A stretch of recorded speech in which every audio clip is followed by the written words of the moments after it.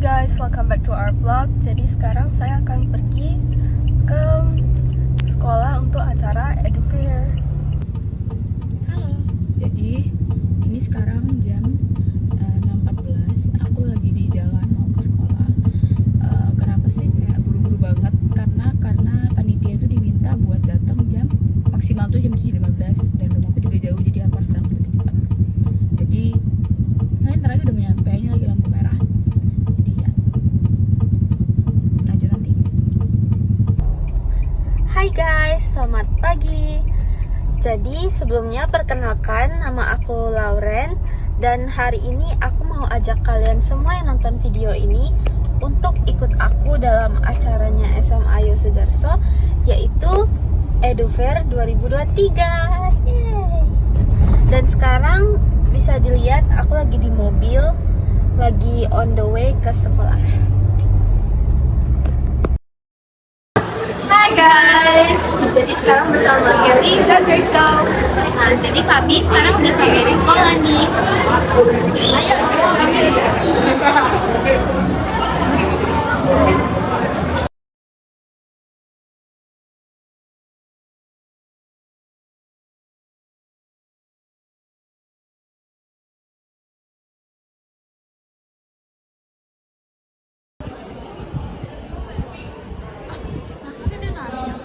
Udah. Apa yang kalian tahu atau enggak tentang yang Hai guys, jadi di sini sekarang aku lagi sama jadi kita bakal interview ya. Jadi untuk pertanyaan pertama, kalian nih rencana mau kuliah negeri atau swasta? Untuk saya sih kalau di Indonesia aku lebih milih tapi rencananya mau di luar negeri. Dan kalian rencana sekarang mau milih jurusan apa?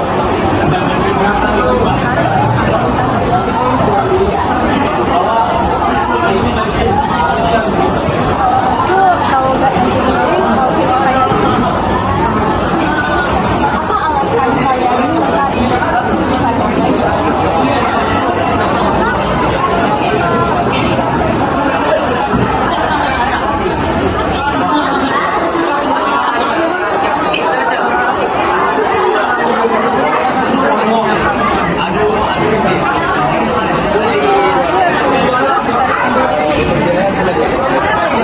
Jadi kan kita ini udah jadi statement aja yang kalian kira-kira udah pilih dan apa yang udah kalian dapat. Jadi tadi aku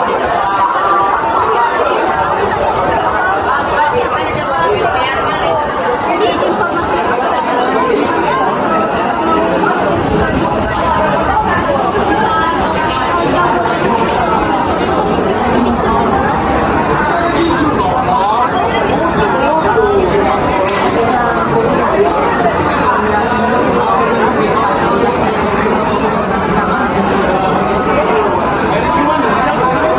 informasi tadi ada lihat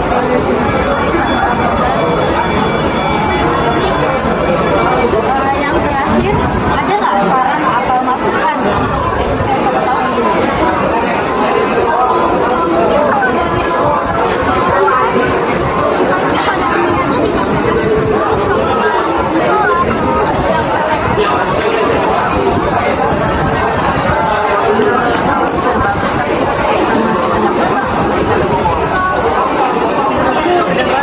Semoga bisa dikerjakan. Jadi sekian ya guys. Halo guys, jadi sekarang kita lagi ini adalah UPH. Dikenalkan dan nanti akan ada harus diwakilnya sama sekitar 10 bulan. Jadi kalau masuk ke UPH kalau misalnya perkenalan dulu ya. Halo, kenalin aku Cynthia dari Universitas Pelita Harapan. Nah, kalau misalnya ditanyain keunggulan UPH tuh yang pertama dalam jangka waktu 3,5 tahun teman-teman tuh udah bisa dapat gelar sarjana. Biasanya kan kalau kuliah tuh harus 4 tahun kan, tapi kalau misalnya di kita dalam jangka waktu 3,5 tahun tuh udah bisa dapat gelar sarjana. Selain itu kita punya banyak banget jurusan, ada sekitar 39 fakultas dan 61 jurusan. Jadi tergantung nanti teman-teman tuh pengennya tuh masuk kemana. Contohnya kan kita ada School of Design, ada beberapa jurusan tuh nantinya. Terus kalau untuk kesehatan kita ada kedokteran, farmasi, TLM dan lain-lain. Terus kalau misalnya social science kita ada hukum, manajemen, akuntansi dan lain-lain. Jadi ada banyak, tergantung teman-teman tuh pengen masuk di mana. Terus selain itu di UPH itu kita nggak hanya kembangin dari segi akademis doang, tapi kalau misalnya teman-teman tertarik masuk UPH, kalian tuh bakal diasah dari segi yang lain. Contohnya nih, teman-teman punya basic jago ngedance, jago nyanyi, atau enggak jago di bidang sport, itu tuh kita menyediakan itu semua. Terus kalau misalnya UPH tuh udah memiliki beribu banyak alumni, di mana alumninya itu udah memiliki pekerjaan dengan jabatan yang tinggi. Contohnya kalau teman-teman tahu produk Something, CEO dari Something itu alumni UPH. Kalau bulu mata artisan tahu nggak? Bulu mata artisan belum ya? Nggak tahu ya. Kalau bulu mata artisan tuh kayak Taylor's gitu kan? Enggak sih, lebih pensil, kayak bulu mata. Iya, yang kayak gitu kan. Itu tuh yang foundernya tuh alumninya UPH, Kak Reza. Selain itu tuh masih banyak lagi lulusan UPH yang udah kerja di perusahaan, di produk-produk yang terkenal gitu. Kira-kira sudah mengikuti edukasi sebagai perwakilan berapa kali? Di sekolah lain atau di sini? Iya. Baru hari ini. Baru hari ini ya? Emang Udah dari lama? Aku memang juga pernah ikut di sini. oh, dari tahun lalu? Iya. Kalau aku baru kali ini, karena tiap perwakilan tuh beda-beda gitu loh tiap tahun. Gitu. Terus kenapa kita buat radio? Soalnya masa Indonesia gimana proses gratis dan kenapa mau mengikuti edukasi yang ada sama juga Coba ulang. kenapa UPH menjadi masih edukasi aku sebagai perwakilan? Kalau misalnya alasan kenapa UPH pengen ikut sebagai perwakilan educate, karena UPH tuh pengen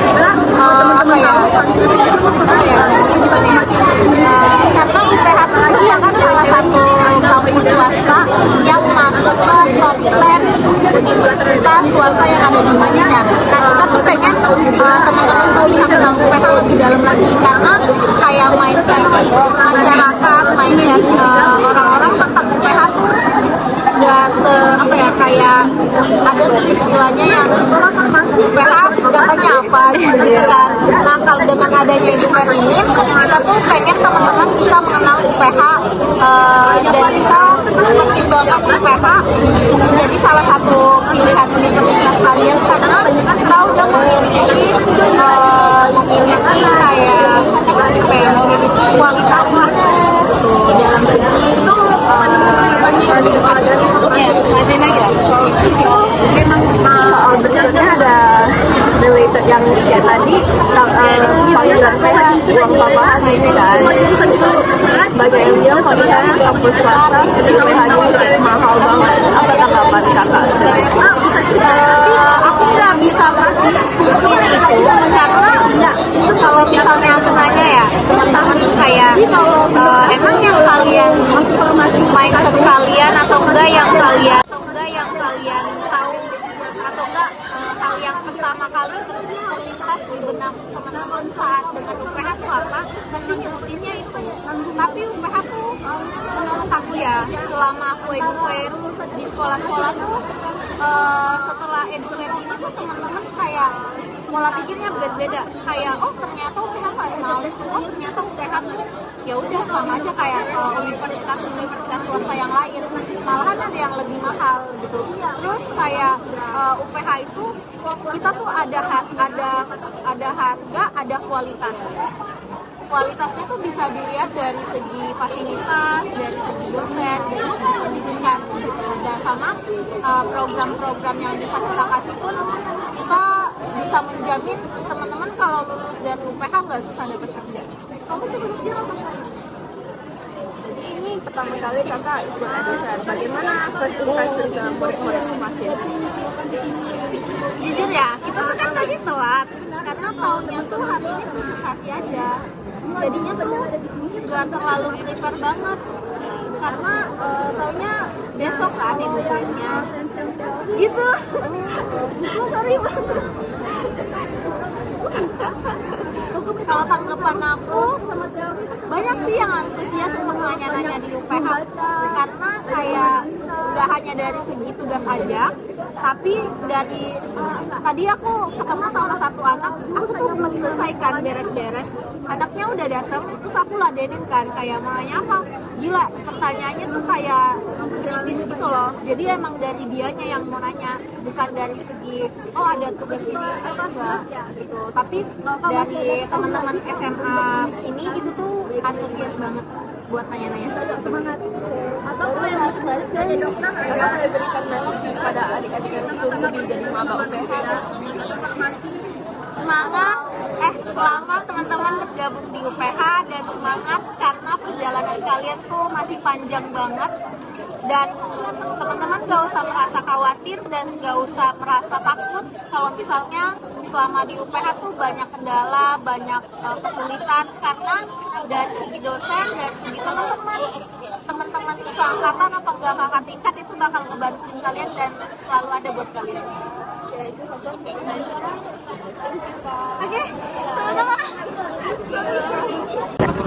Hai guys, kembali lagi kita bersama Tia, Evelyn. Oke, untuk sekarang boleh nggak saya kasih pertanyaan? Sedikit pertanyaan. Boleh. Jadi pertama boleh kenalan dulu sama kalian kira-kira nih mau jurusan dan kuliah mana nih paling enak? Dari aku dulu, halo, namaku Sinta Tadina, aku dari kelas 11 4. Rencananya sih aku bakal PTN. Kalau kampus impianku sebenarnya ITB, tapi pengennya sih jurusannya teknik elektronika. Kalau aku, namaku Evni Francisca Ivan, saya dari kelas 10 11. Jurusan yang saya minat itu kedokteran di UI. Wow. Kira-kira nih, selama kalian jadi panitia nih, bagaimana persiapan dalam setiap diskusinya masing-masing? Ataupun ketika berbicara sama lagi? Sebenarnya kalau buat Edufair itu aku juga pertama kali aku ikut Edufair, jadi sebenarnya agak kaget ternyata Edufairnya disiapin itu kayak pas Hamin seminggu. Jadi kayak di Hamin seminggu itu pun baru pembagian divisi, jadi kalian harus benar-benar misalnya Hamin 3 atau Hamin 2 itu bisa baru dicek sama kakaknya gitu. Jadi Hamin 1 baru di-on gitu. Jadi buat persiapannya sih udah agak riuh ya, karena kan ini juga dari banyak pihak eksternal, jadi kayak riuh lah gitu. Padat banget ya. Untukku Edufair ini seru sih, tapi kalau untuk kerja sama timnya itu oke, cuman kadang mungkin karena tadi rame ya, lalu juga kita kan harus presentasi, betul kan? Nah mungkin nanti jadwalnya mungkin diatur lagi, soalnya kami ada perubahan jadwal juga. Jadi mungkin bentrokannya di situ, lalu pas stangnya rame, mungkin yang ini lagi ngomong lagi konsultasi, tapi yang situ kosong, jadi kayak harusnya dibagi rata nih. Yang pertanyaan nomor 3, apa saja pro dan cons menjadi panitia itu? Dari aku pro and cons-nya, kalau aku pro-nya itu aku suka banget ketemu sama orang baru, jadi kalau di jaga stand pasti kayak bisa SKSD lah sama orang, bisa kenal gitu, terus dapat konsum, itu pro ya, konsumnya enak juga. Itu sih kita bisa belajar tentang teamwork, kenal sama Evelyn juga dari ini. Kalau konsnya apa ya, mungkin capek ya, capek banget karena kan harus komunikasi, banyak persiapan, lalu kalau misalnya ada miskom pastinya kan juga melibatkan semuanya kan? Apalagi kami 3 unit kan, miskom 1 bisa ke unit 2, unit 3 nya juga bertabrakan, masalahnya efeknya ya. Yang nomor 4. Kira-kira apa nih jadi panitia? Kalau dari aku mungkin karena kalau maunya karena juga cerita di pengalaman, terus ya aku juga OSIS jadi secara tidak langsung terpilih ya, jadi ya maunya karena seru dan ya ketemu teman baru. Tadi ya ya. Bapak. Jujur awal kaget sih dipilih jadi panitia ya. Awal kan PMR, saya di organisasi PMR. Biasanya PMR tidak di bagian acara ya, biasanya di bagian kesehatan. Awal kaget aja. Tapi seru sih jadi panitia. Yang nomor 5, bagaimana cara kalian mengatur jadwal kegiatan sehari dengan persiapan liburan? Aku ya, ini kita juga minggu depan lagi ulangan, jadi agak ribet sebenarnya. Tapi sebenarnya kalau dipikir-pikir bisa-bisa aja, karena pulangnya juga sama kayak kita waktu sekolah, pulangnya kayak pulangnya jam 4, jam 5, sebenarnya bisa aja. Kita mungkin agak tepat sedikit, jadi namanya juga di panitia pasti harus korbanin sesuatu gitu loh. Jadi namanya juga ada tanggung jawab. Jadi kayak mau nggak mau ya yang harus dikorbanin apa sih waktu tidur paling apa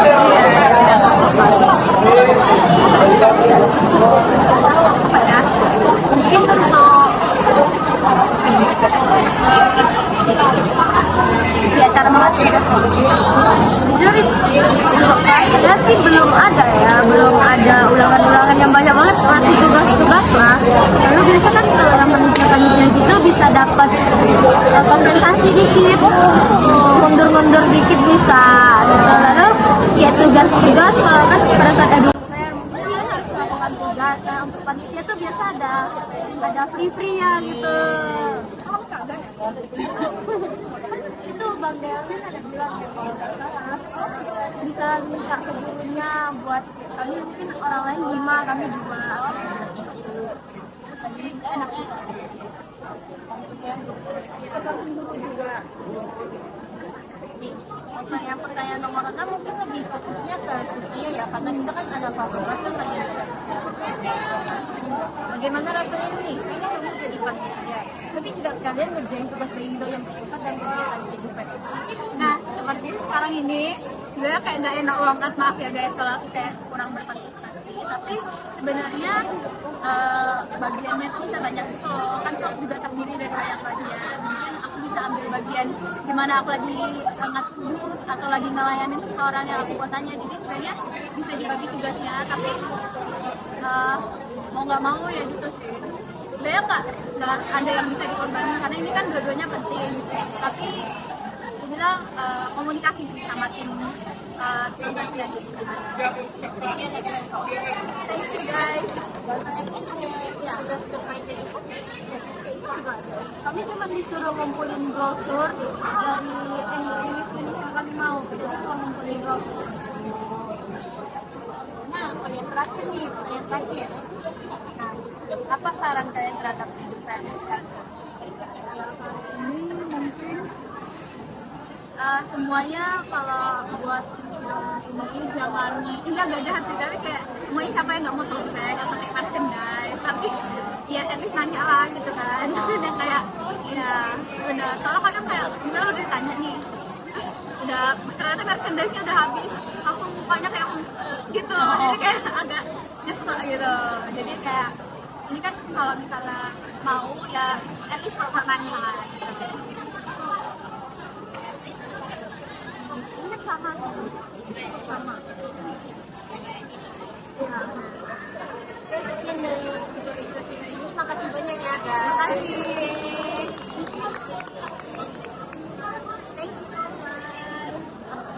Sekian vlog dari kelompok kami. Semoga bermanfaat.